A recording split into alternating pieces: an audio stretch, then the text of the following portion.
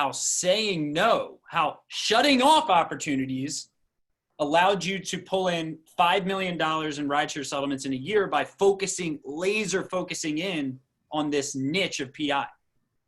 Yeah, I mean, I can't tell you how strongly I believe in this topic, and it applies to business, but it applies to life. It's really at a high level. It's a concept that just really, and it's an art to doing this, right? You have to know when to say no and when to say yes to things, but saying no is just super important. So when I first started my law firm, I basically had a couple crappy cases. I was doing some commercial litigation. I was doing some personal injury cases. I was pretty much doing door law, which I'm sure everybody in here knows what that is. It's just take whatever comes through the door, which I think is okay for a short period of time to help you figure out maybe what you're going to be practicing. But I believe that if you continue down the path of saying yes to various different things and not specializing into one specific niche, then you are going to be doing yourself a huge disservice. So eventually for me, I realized that, and I started saying no to everything, and I started becoming a true specialist of personal injury cases. But then I continued to read, and I continued to do research and study the greatest performers in various different elements. And I realized that even subspecializing even more would provide even greater returns. So what I started doing was I started branding myself even further, and I started only holding myself out as somebody who was doing rideshare cases. Now, some of this was just luck. I'm a technology guy, so anything that has anything to do with technology is just my forte. So of course, this was 2013, 2014, 2015, when Uber and Lyft were just coming onto the scene. And I said, you know, I love this stuff. I love technology. I love how easy it makes people's lives. And I started just really drilling down, and all my Facebook posts at the time were basically talking about what was going on in the rideshare world. So I don't know if anybody remembers, there was a situation where we all know now Uber and Lyft has $1 million of policy. Anybody who's in PI knows $1 million of bodily injury coverage for all Uber cases. Back then, that wasn't the case. There was a situation in California where an Uber driver actually ran over like a 4-year-old girl. And then they were like, oh my God, there's no insurance for this. And it was this whole uproar. So because I was focusing on rideshare at the time, and this became major news, a lot of people on my Facebook were starting to engage. They wanted to hear more about it. So I became known.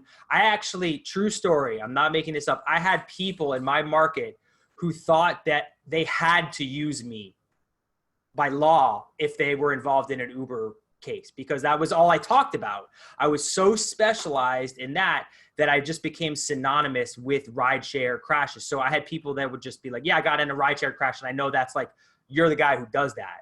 You know, in their mind, it was like almost a requirement that they call me.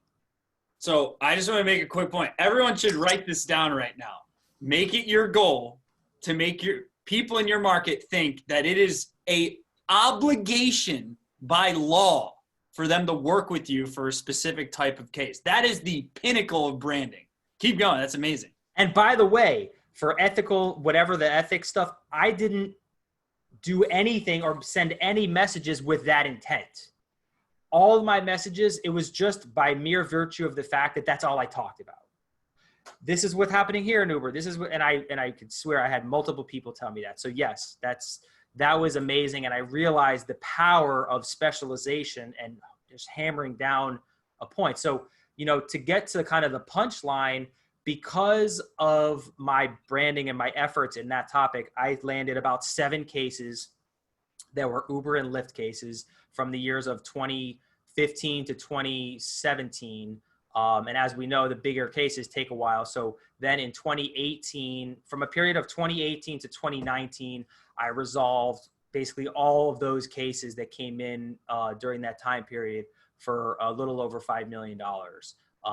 And, you know, it just, the idea of saying no transitioned so well, because when I was saying yes, I was so specialized that I knew all the lawyers in the rideshare industry.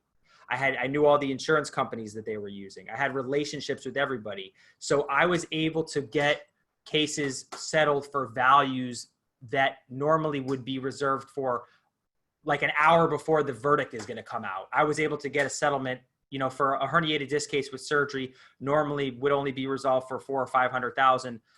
unless the verdict was about to come out in an hour for $1 million, I was able to resolve a case like that for $975,000, for example, because I knew them, they knew me, and I was so highly specialized. So How much you brought in 5 million? I resolved 7 cases that resolved for about $5 million, over $5 million. Ready for this? Okay, keep going. 5 million, not 1 million. 5 million, 5 million, 5 million. Yeah, okay. You have to play it 5 times. So, but the same concept applies even with, your day-to-day cases, whatever, even if you're not a PI lawyer, if you're divorced family, I'm ruthless and I'm adamant now about identifying the types of cases that come through the door that I want to say no to. So for us, it's looking at the possible new client and saying, this person's going to be a huge pain and it's a toxic person that we don't want in our firm. That's a huge thing that it takes a lot of experience. When I took obviously every personal injury case that I could when I was younger, but now I've identified those toxic things that you cannot just allow these kind of people to come into your firm, and you have to figure out a way to say no to them. And once you get really good at it, you start coming up with systems and a little rubric that we use for figuring out if a case qualifies to be handled by our firm. And if not, you politely just have to say no.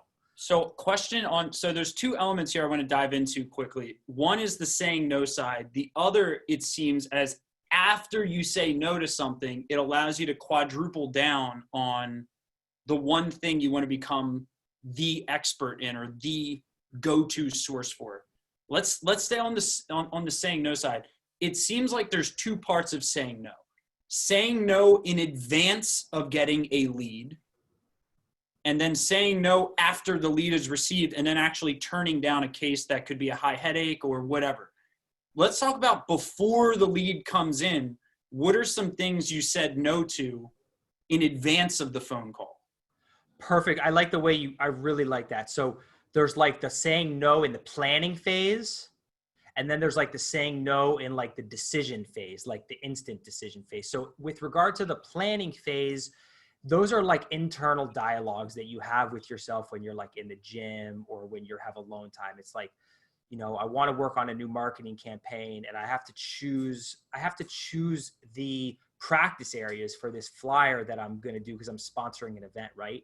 And a part of you is going to want to be like, no, I need to have personal injury on there. I need to have commercial litigation on there because I still do a little bit of that. And I also I like to do family law. But you have to have the discipline and the foresight to say, you know what do I really want to do? I really want to be a PI lawyer. That's what I want to do. And I have to make this decision right now to stop holding myself out, to the world as anything except that. So there's going to be a lot of decisions a lot of planning in the planning phase, a lot of things that come up, and you have to it's really a discipline thing. You have to do the research, realize that this is correct. And then when it comes time to make these decisions, you have to say, you know what, I'm going to stick by my guns. But it's very hard. It's a discipline thing is what I've found. Okay. So that's saying no in advance. Okay. Right. So what I think that's probably the most important, the most important part is being conscious there. I want to hit on one quick point. I think a big thing that stresses out lawyers in like going laser focused into one niche is they feel like there's a big opportunity cost. So talk to me about, this is a concept I learned from a guy, Jason Swink, that it doesn't mean that if you make those conscious decisions to be the rideshare guy, it doesn't mean you can't accept other cases or refer out other types of cases. So did you learn that in your process of going all in on one niche like rideshare, that by going all in on that, you were also going to get some other cases that were a good fit that were outside of rideshare? Oh, absolutely. Okay. This goes to another, and I'm going to probably butcher it, but when you try and market for everything, you will get nothing as a result. But if you market for something very narrow, you will wind up getting some of that very narrow. You'll still get a fraction of the market, but you'll at least be able to convert some of those people. And then so your marketing efforts will at least generate you something. But by the way, you'll still be able to take all the cases because only a small percentage of people see your marketing. All the other people that are still going to be referring you, your friends and family, those people probably didn't even see that event that you sponsored that was in a different county. But by the way, those people at the event are going to remember you for that specialty area. But all the other cases, all the other referrals from all the other people, you can still screen those and take those and consider those. There's no reason why you can't take those cases anymore. You're just being very strategic with the way that you're holding yourself out to the world so that you have the highest possible chance of getting those people to remember you and potentially send you cases. Love it. It makes referring cases a lot easier too. Let's talk about after the phone call comes in, saying no. So do you guys have a systemized checklist, like maybe like an a-hole meter or something where like someone in your CRM has to drag like how much of an a-hole this client would be, or like, is that systemized or is it gut or both? Well, it's funny you said that because you thought that's probably not true, but it actually is. There is but it's not, you have to pick a 1 through 5. It's not like the Instagram sliding scale thing, but you do. It's called client score. So basically I'm That's such not a polite kidding. way to put it.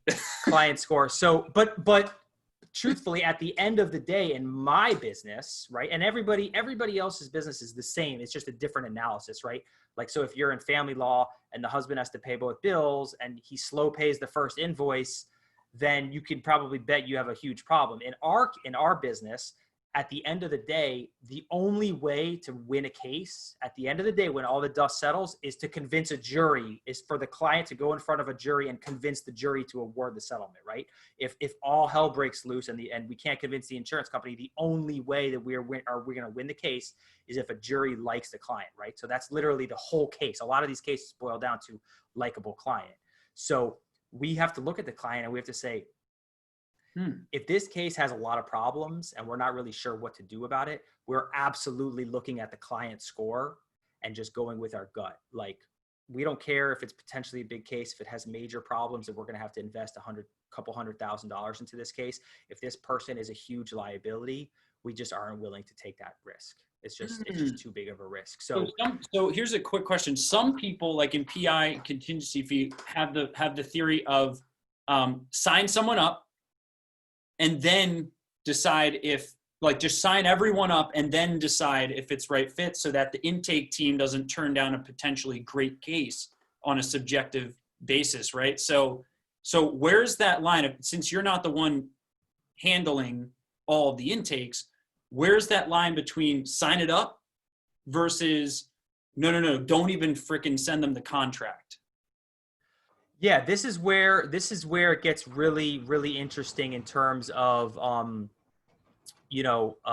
talking to the clients and giving your staff the right tools to make these decisions. And there's a lot of value in signing everything up, but there's also a lot of liability with that strategy of signing everything up, because it's going to lead to potentially bad reviews. It's going to lead to potentially a lot of hostility out there with the people that you've signed up. And then a week later, their case is horrible and they just get a discharge letter after they try to do all these medical appointments. So that comes down to, I think, empowering the staff and giving them a really good framework. And by the way, a really good, for the super obvious cases, right? So like, someone's really an a-hole and their case is really borderline, really, really questionable, or they just have no case, you empower the people to just turn those cases away because they're pure liability with virtually no upside whatsoever. But for the stuff that's in between, you got to build into your systems at your firm a way for them to be able to escalate it up the chain of command efficiently, so that it can be, the decisions can be made by the right people before getting rid of the cases,